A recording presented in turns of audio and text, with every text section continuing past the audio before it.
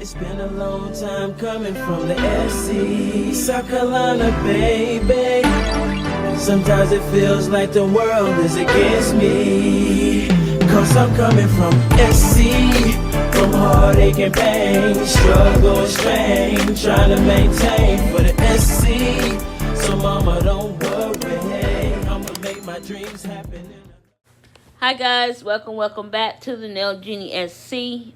I hope you all are doing well. Before we get started, if you don't mind, hit that like button for me. Also hit that subscribe button if you have not already subscribed to the channel. It'll be greatly appreciated and it helps out the channel a great deal. So guys, in today's video, our Wednesday educational video, we're going to be doing the last and final of product chemistry. Now, as you guys know, I always show you a split screen, one side with information, one side me doing something in the nail room. So today you're going to be seeing me doing some swatches with these Acrylates gels. I don't think I ever swatched them on camera, so I'm swatching them for you guys today. I'm also going to be swatching a little Pack gel palette that I shared with you guys in the Monday video of the haul. So let's get into it.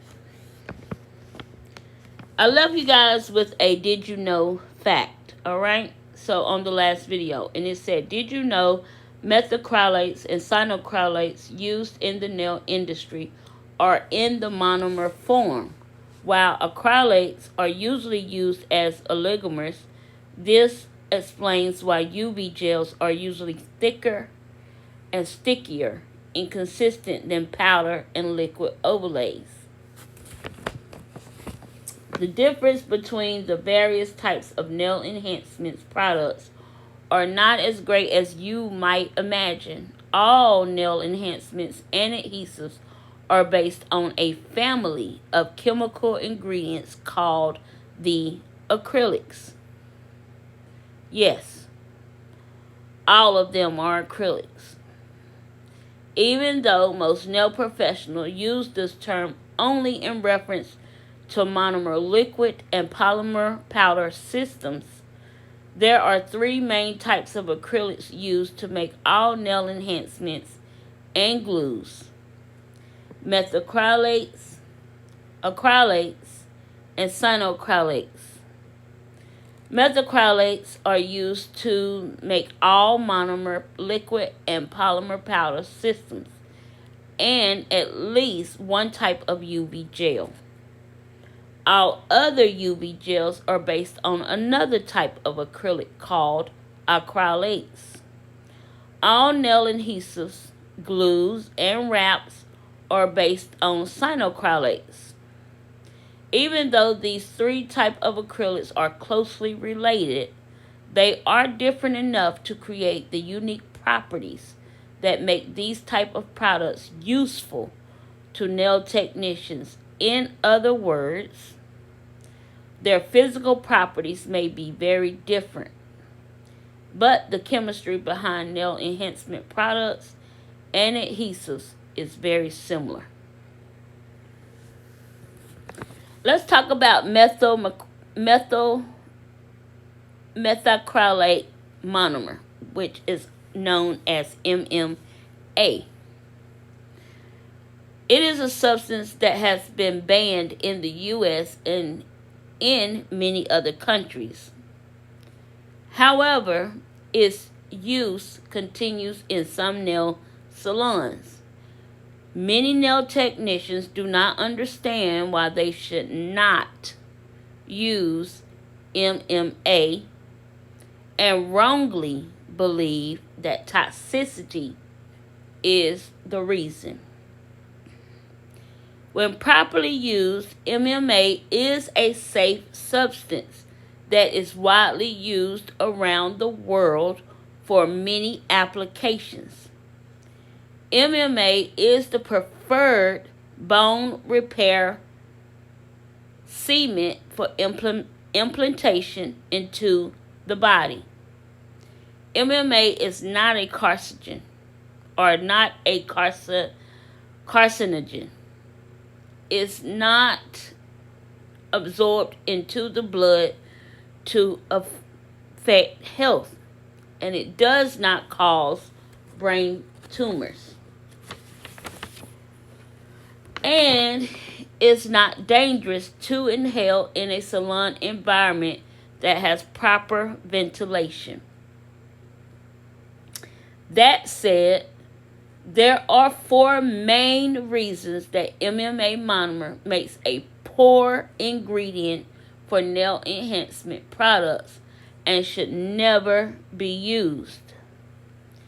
MMA nail products do not adhere well to the nail plate without shredding the surface of the nail plate with a coarse, abrasive, or electric file. Excessively thinning the nail plate will weaken it. And we've talked about that in this series. MMA creates nails that are rigid and difficult to break. When jammed or caught, the overly filed or thin natural nail plate will often break instead of the MMA enhancement. This can cause serious nail damage. MMA is extremely difficult to remove and does not dissolve in product removers. It is often pried off, creating still more damage since MMA products tend to discolor and become brittle more quickly than traditional products. They must be removed more often. The difficult removal process often causes a lot of nail damage. The FDA and most state boards of cosmetology say not to use it. This is the most important reason. The FDA bases its prohibition on the large number of consumer complaints resulting from the use of MMA nail enhancements in the late 1970s. It continues to maintain this position today. Now, let's stop here and talk about MMA for a minute. Okay, so guys, MMA, if you've been around long enough and used to go to the nail salons, used to, rock your nails and wonder why. I don't know if you ever had this experience, but wonder why I could hit my nail and my nail didn't, my enhancement never would crack or, do any of that. Now, enhancements are more, susceptible to crack or break or pop off or whatever the case may be when you hit it hard, right? Can you imagine hitting your nail so hard that you don't even know that underneath that enhancement, because the enhancement did not shatter, break, crack, or any of that, that your natural nail was split from sidewall to sidewall in the middle of your nail bed, and when they go to remove the product, once they can get the product off, it's going to pull up half of your nail from the nail bed. That is what MMA product does to nails. And we all work with our nails. We all doing all kind of things with our nails. So we have to be mindful why this product has been banned in the United States. It's not because it's toxicity, because it's not a toxic no more toxic than anything else. But it's because of how it, how the wear and tear is on the natural nail. So be mindful of that when you're looking at products or buying products off of, all of these sites and stuff, especially monomer. Because sometimes you could be getting a monomer. If it doesn't say EMA, it's probably MMA. And I'm just going to tell you that.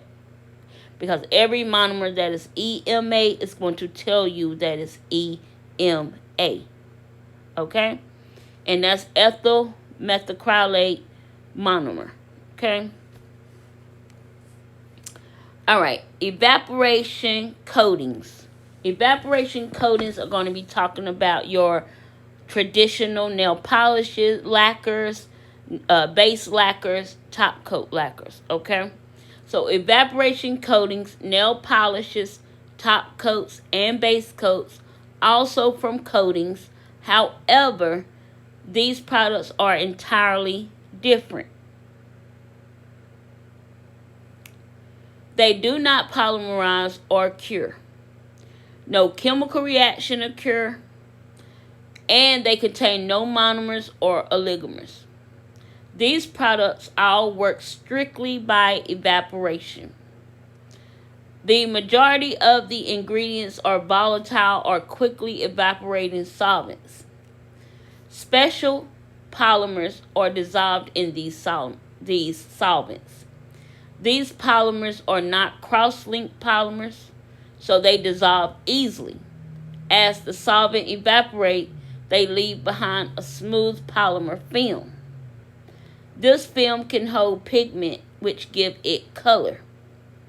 Artist paints and hairsprays works in the same fashion, which give it, the film can hold pigments which give it color. Artist paints and hairsprays work in the same fashion. These types of product also contain ingredients called plasticizers, which are used to keep the products flexible, and UV stabilizers, which control color stability and prevent sunlight from causing fading or discoloration. These types of ingredients are also found in nail enhancement products, where they serve the same function. Of course, the strength of non-cross-linking polymers is much lower than cross-linked nail enhancement polymers. This is why polishes are prone to chipping and are so easily dissolved by removers. Now you can see for yourself the great difference between coatings that cure or polymerize and those that harden upon evaporation.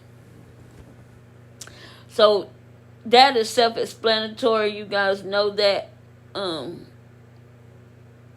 The one thing I can say, when we used to use nail polishes back in the day, nail polish is easy to apply, but the drying process is horrible.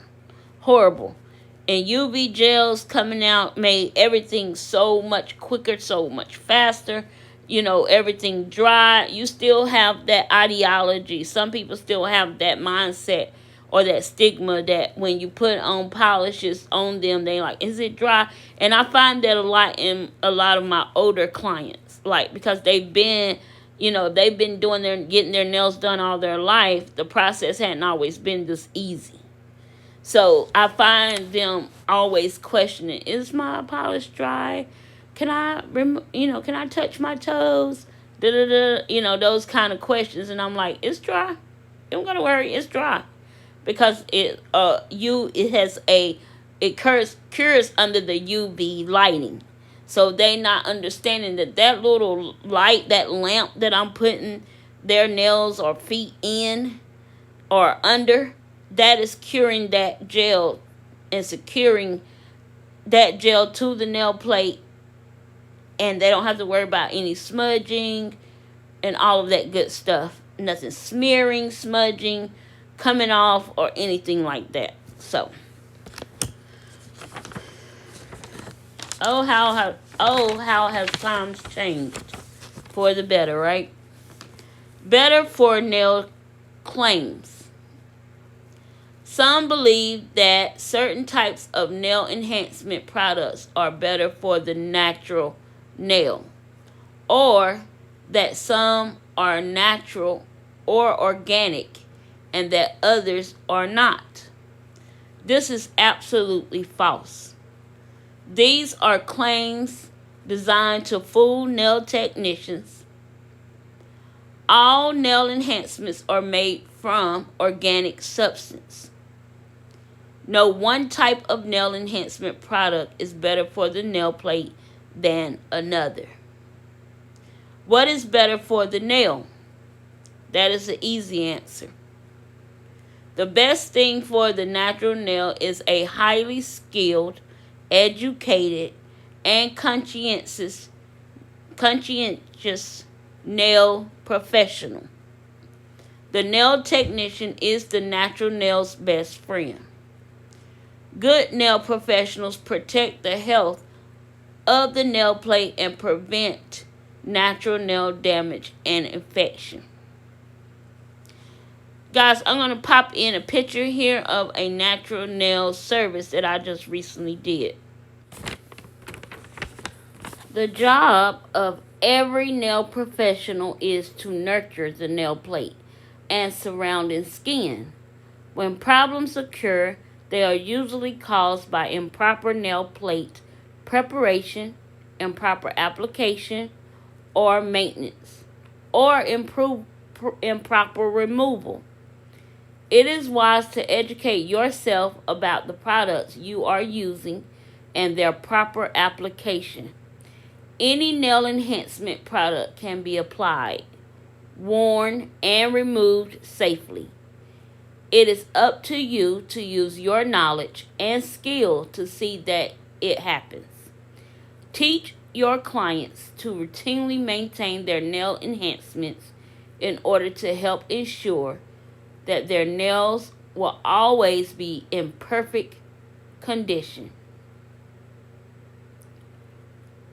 For example, suggest professional products designed to penetrate the natural and enhance nail to keep it flexible, penetrating nail oils. Alright, we're going to move on to protect yourself. Protect yourself. Take extreme care to keep supplies, containers, and tabletops clean and free from product, dust, and residues. Repeatedly handling these items will cause overexposure if the items are not kept clean.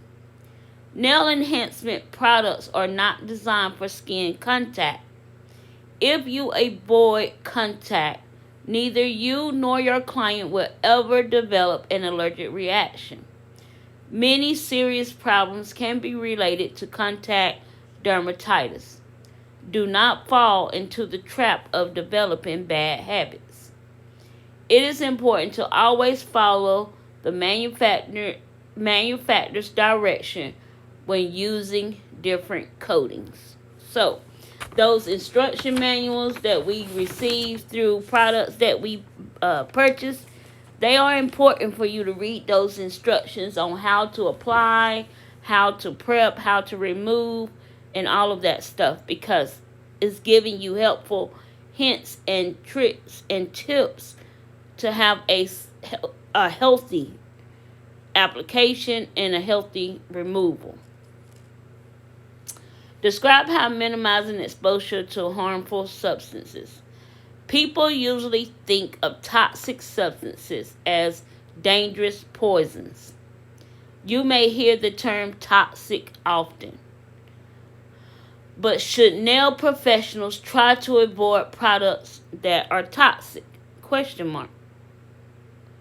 The answer to this question may surprise you. Paracelsus, a famous 16th century physician, was the first to talk about poisons and toxins in a scientific way. What he said was so profound that scientists to this day quote him regularly. He said, "All substances are poisons. There is none that is not a poison. Only the dose differentiates a poison and a remedy." Paracelsus was right. He was the first to recognize that everything on earth is toxic to some degree. There is nothing in the world that is completely non-toxic. In fact, the word non-toxic is a made-up marketing term that has no precise scientific meaning. To understand how to safely use and handle your products, Review the manufacturer's safety data sheets for important safety information that will help you protect yourself and your clients. The overexposure principle is the modern day expression of what Paracelsus learned. This important principle says that overexposure determines toxicity. Overexposure is prolonged, repeated, or long-term exposure that can cause sensitivity. The next time someone tells you that a product is non-toxic, think about what you have learned. Salt water is very toxic to drink. Still, you can safely swim in the ocean without fear of poisoning. Rubbing alcohol is also quite toxic. A tablespoon could poison and kill a small child, but is safe to use if kept out of the reach of children. Toxicity does not make a substance automatically unsafe. Instead, it means that you must learn how to use it in a safe manner.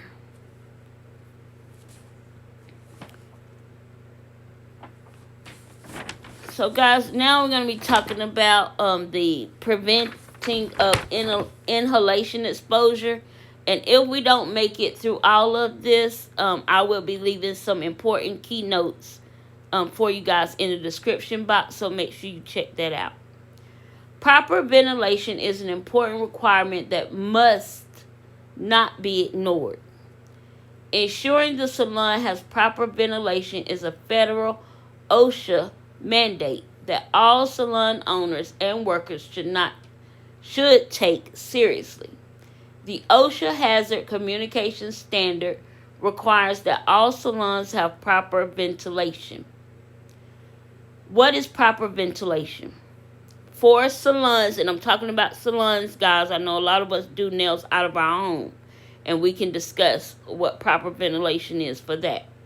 What is proper ventilation for salons? This means ventilation that is adequate for the type of work being performed and sufficient to protect nail technicians from becoming overexposed to vapors and dust. So, it's a little bit more information here, but I'm kind of jumping around because I know this video is coming to an end soon. The ventilation system should have a pre-filter that captures dust and an activated carbon filter that is 3 inches thick of absorption of vapor, which is 7.62 centimeters. Systems with less than 3 inches or less than the 7.2 centimeters thick bed of activated carbon cannot properly absorb vapors nor can they remove them from the salon air. Many types of local exhaust systems are mobile and can be easily transported from one station to another if needed. These devices capture vapors and dust at their source, which is why they are more efficient or effective than home and office style air cleaners. Fans and open windows are not substitutes for proper ventilation or local exhaust ventilation. They simply circulate vapors and dust around the room. These do not protect the breathing zone, which is an invisible 2-foot, 6.61 meters sphere around the nail technician's head and face. Since every breath of air comes from the breathing zone, it is important to use ventilation to prevent vapors and dust from entering the zone. These systems work great for capturing all types of vapors and the finest dust in the salon and keeping them out of the breathing zone. Local source capture systems are very effective and will help prevent overexposure if the manufacturer's recommendations are followed and the system is properly maintained. Salon services should not be provided if proper and adequate ventilation is not available. A supply of fresh, clean breathing air is important to good health.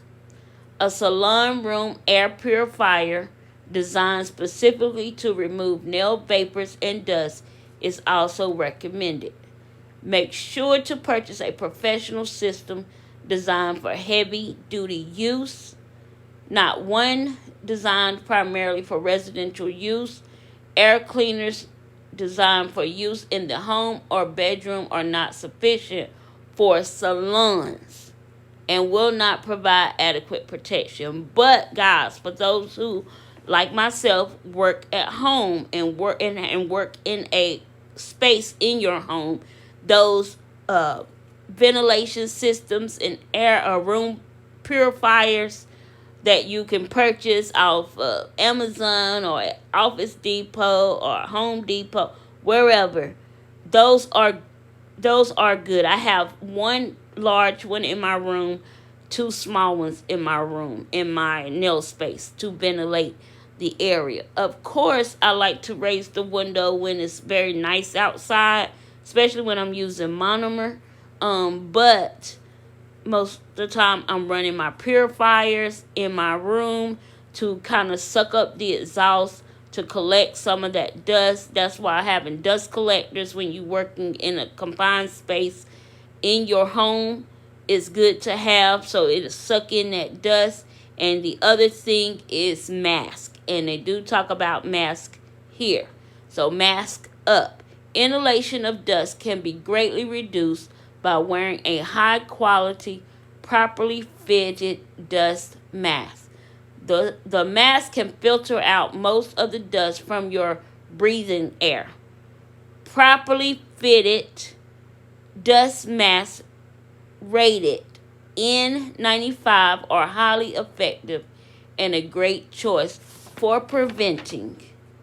And I don't know where the rest of that is. So the most important thing, guys, is having wearing your mask and having some ventilation in your confined space.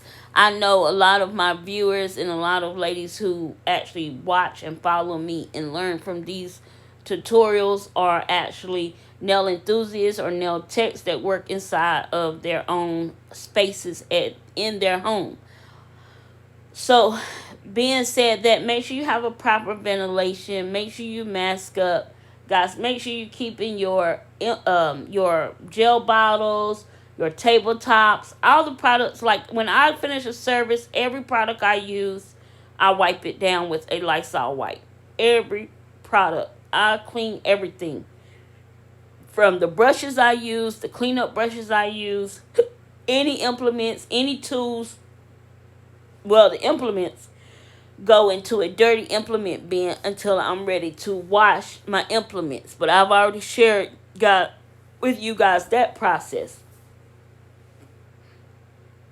But when I'm done with a service, every single time, I clean everything before putting it back in its place. Like my nail polishes, I don't put them back on the shelf or anything unless I wipe everything down.